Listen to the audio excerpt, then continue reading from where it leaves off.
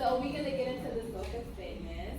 But before I begin, I want to give a little background because I want you to understand the reason that I'm playing the Soca. But so life is a cycle. I know we already breathe. It's only right if I share, right?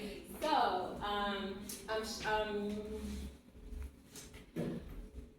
I have an organization called the God and Me Wellness Ministries, and it's part of my healing because, long story short, my mom went through depression, and life is a cycle. I'll say that life is a cycle because my mom was going through depression. And on Sundays, my uncles would give my mom a break and take me to church so she could break, have a little break. And I sit on Monique's lap at church, and then, long story short, my mom passed away during a conversation that we were having when I was 8, and I went through something called attachment. I had an attachment personality disorder. No, attachment style.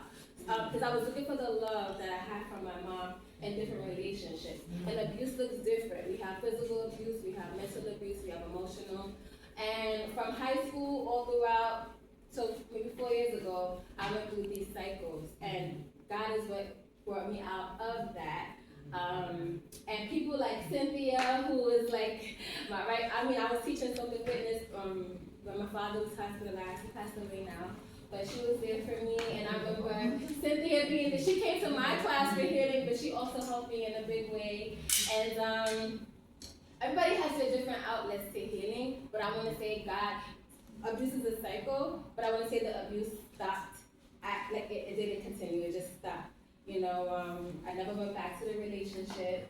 I have 2 kids with my daughter's father, and we all know the signs, right? Like, if I would have continued on the relationship, who knows where I would have been right now.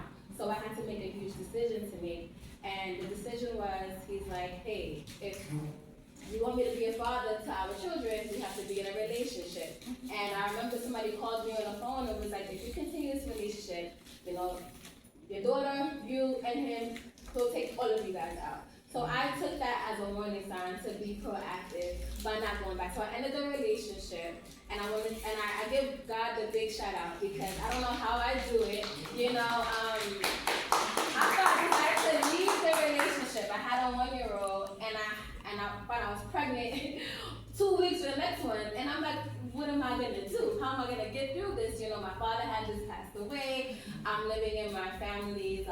If you can video, this is not cool. Okay. You can videotape. Just go. I got you.